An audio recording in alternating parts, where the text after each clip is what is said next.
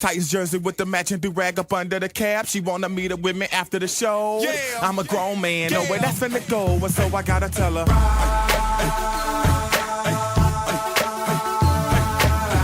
Get up on your feet. Well, usually when one can't sleep, it's because one is excited.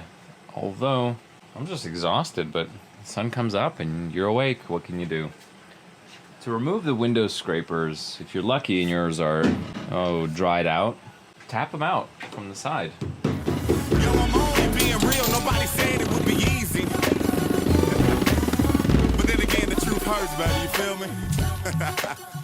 Quad Zero steel wool.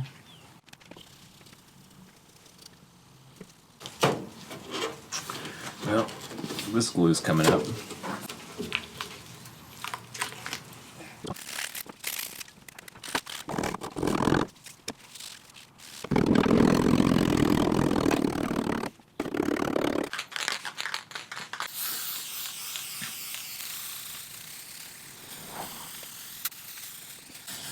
It's a lot of glue, but I'm trying to build it up. While I wait for that, I can prep my glass. So you'll notice I left a lot of the double-sided tape on. That's the body that sort of takes up the gap between the two panels. Clamped in 3 spots. Let that set for a while I work on the glass. A new rubber strip is available for these so that you don't have to do what I'm doing, and that's reuse your old dried out one with the risk of it falling out later. I'm being cheap though. So what I'm going to do is use the same glue, spray the inside of this, hammer the windshield in, let it dry, and then install it. Windshield, the glass. This ain't your crystal drinkware, folks. These are tempered windows. They can handle a little bit of abuse. If you're nervous, like me, let that be a confidence booster. Some wire brushing, some cleaning, a little bit of oiling. Should be good as new. And it attaches to the glass there, the glass here, and this one here goes inside the door. We're gonna lube it all up. And I do go in with an oil dropper because there are some spots the grease won't reach right away. From the top of the window crank, you can see the inside there where the gears are. So I'm gonna clean all of that first. I'll start applying oil and grease and it should quiet down over time. Of all the engineers and people that design components, I think gearboxes and door latches are just the ones that probably take the most R&D and deserve the most praise. And a helpful tip here is glue this gasket in place because it'll wander on you and it could make finding the holes a little difficult. Don't try that at home. As we witnessed, the latch is the last thing to come out and it will be the first thing to go back in. It does have these wax lines that you would never really be able to get without removing the handle or the lock, so now that they're out, perfect opportunity to clean everything. Oh boy, and you know me and cleaning, I'll get carried away faster than Princess Peach at a fruit stand. She's snugged up. Let's put our glass in now, huh? These baby screws tend to be a little rusty, so why don't we just help them out with some PB Blaster? Those little screws really just hold down this rubber piece, and then the rubber piece holds down the mechanism inside. Again, the little rod inside should be free to move side to side, but it needs to be greased up. You see a little surface rust on it, and then once that's pulled out, the spring comes out. I'm really just taking the pieces from 2 and making 1. Like, I want the screws from Ivy, but I want the rubber from Amy. I want the spring from Amy, but I want the handle from Ivy. Yeah, I can tell the spring's a little tired on this one. Now that we have all of our best pieces set aside, I'll start cleaning. A little metal polish will help, but that's not bad. All right, because there's plastic and rubber in the way, I'm gonna use my silicone grease. Okay, we'll start the rod. And then when we get to the spring, set that in place. It's the same either direction, so I don't think it'll be much consequence if you mess it up. But we'll set the spring in, push the rod through. This spring, you must be cautious that it goes inside of the handle, because several times I've had them where this little spring is poking out through the bottom and it catches your thumb. Kind of painful when that happens. Put a spot of grease where the bar goes. It should be spring loaded like this. If I let go, it will pop out a little bit, but I just want to get this rubber on here first. before I let it relax. It's not a very delicate thing. Like, this is a very simple mechanism, and that's what I like so much about it. And again, these screws do not get tightened down very much. They are simply there to be retainers of the rubber and keep the handle in place long enough for you to just attach it to the car. If you over tighten them, it'll just push through the other end of the rubber, and that ain't gonna do nobody no good. Very nice. Let's go put this on. The important thing to note is that this rod goes between the door lock and the body of the door.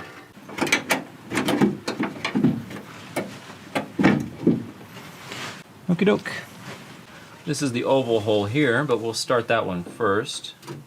Doesn't matter which one you start first, that one's just easier for me. Second one is right here.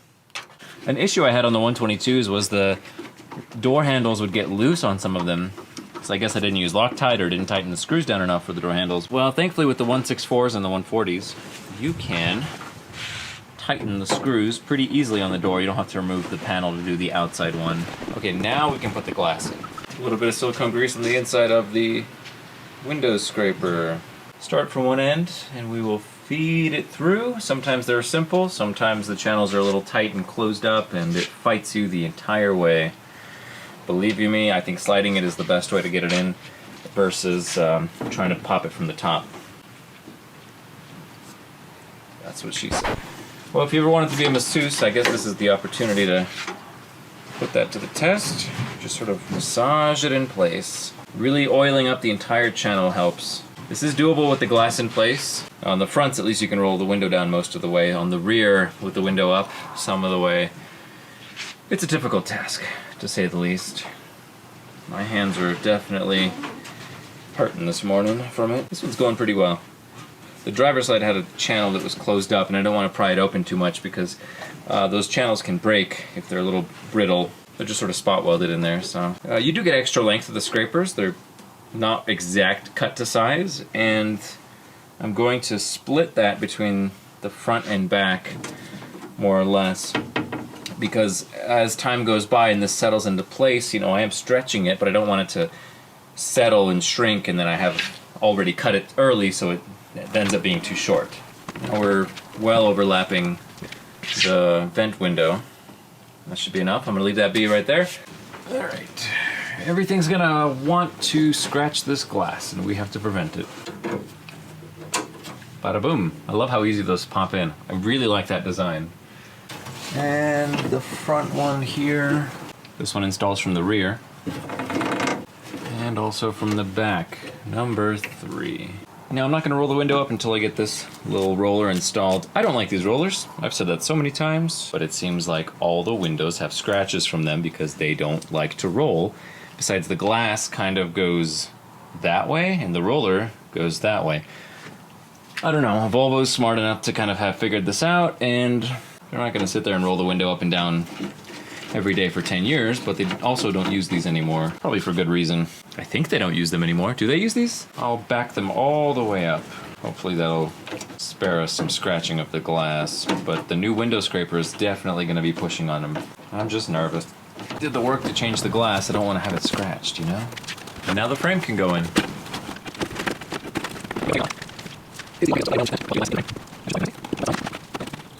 All the tension on the vent window seems to be by the tightness of this bolt on the clamp. And the reason I'm not putting the glass in at this point is because you would want to do that with the frame off if you had the anchor points still attached to the glass. But because the glue fails on the top here, you can install the glass at any point at your leisure. But also, because there is no top anchor point on the glass, I don't want to tighten this so much that it ends up stressing the glass as it only has one anchor to pivot on. So if I can turn it by hand, that's enough for me to know that I can turn it by just glass. And you also don't want it to be too loose, because what that'll do is as soon as you start driving, your vent window will shut on you. If you're putting the frame on and it gets stuck, try rolling the window up or down. Typically rolling it down helps the frame go down.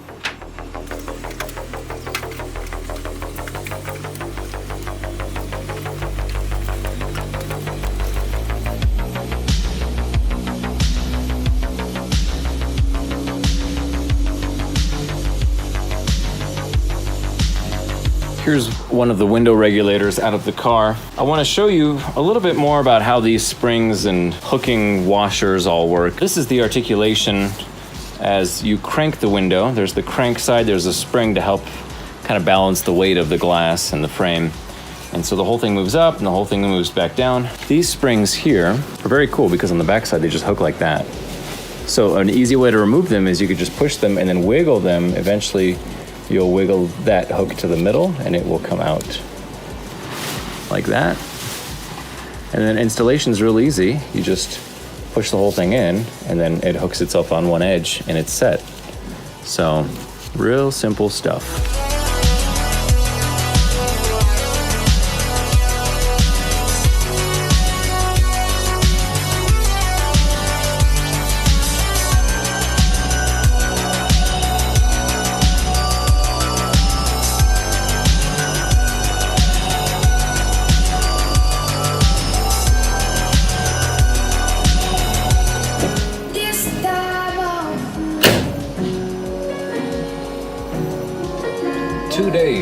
It took. We still got one more door to put back together, but wow.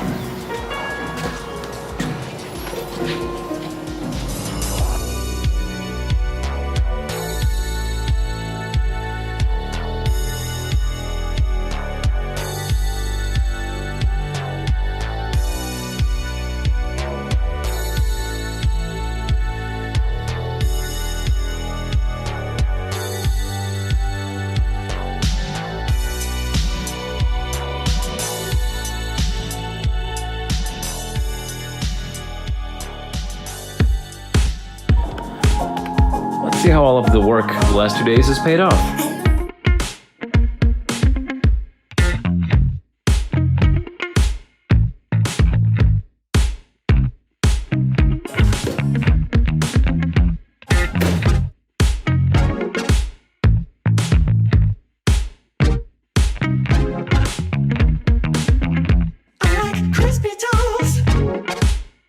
Also, a little bonus is the trim is now sitting out, and oh, it's perfect here. It's almost perfect there.